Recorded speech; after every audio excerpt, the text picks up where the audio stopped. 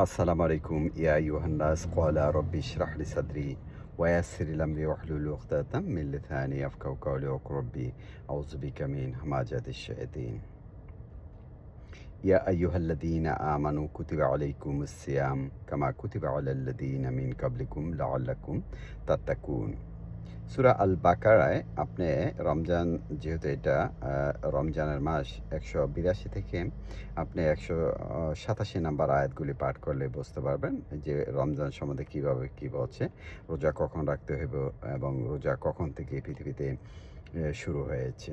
এখানে বলা হয়েছে যে, আমি আয়াতটা পাঠ করলাম ১৮৩ নাম্বার সূরা বাকারায়, যে হে বিশ্বাসীগণ, তোমাদের জন্য রোজা ফরজ করা হয়েছে যেভাবে তোমার পূর্ববর্তীগণকে কাছে ফরজ করা হয়েছিল, এবং তোমরা যাতে তাকে অবলম্বন করতে পারবে। এতে স্পষ্ট বুঝাইতেছে এই রোজা ১৪০০ বছর আজ থেকে থেকে রোজা শুরু হয় না। রোজা যেই দিন পৃথিবীর মানুষ সৃষ্টি হয়েছে সেই দিন থেকে রোজা হয়ে রাখতেছে। প্রত্যেক উম্মতের জন্য রোজা আছে পৃথিবীর।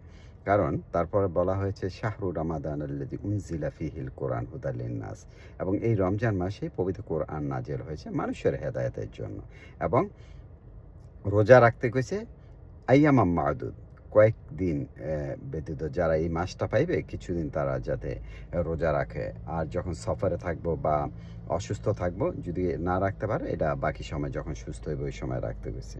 তারপরে রোজার রাখার নিয়মগুলি বলা হয়েছে যে পরবর্তীতে আয়াতে, যখন ভোরবেলা, আল্লাহ পাক বলছে তুমি খাও দাও পান করো, ভোরবেলা যখন অন্ধকার থেকে সাদা রেখা উদিত না হওয়া পর্যন্ত তুমি রাত্রে খাওয়া দাওয়া সব কিছু করতে পারবা, পান করতে পারবা।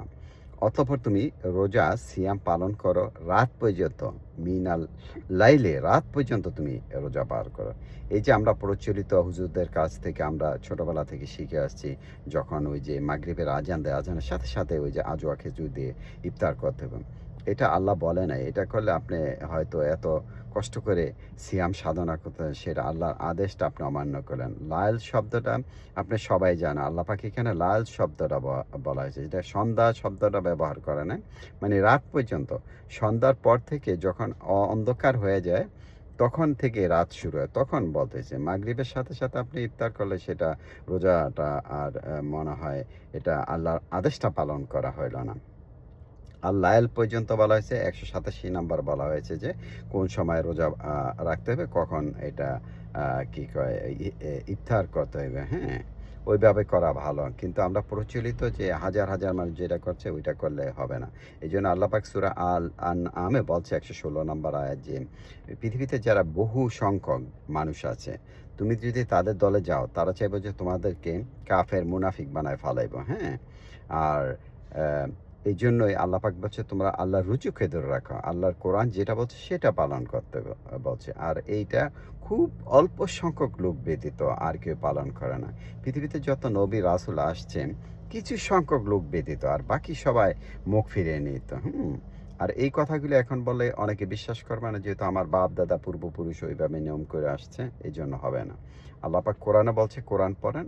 কারণ কেউ কারো প্রশ্নের জন্য দায়ী নয়, কেউ কারো কর্মের জন্য দায়ী নয়। যার, যার কর্মের প্রতিফল তার উপর বর্তাইব। আর আল্লাহ পাক বলছে তুমি কোরআন নিয়ে গবেষণা করো, এটা যার, যার দায়িত্ব।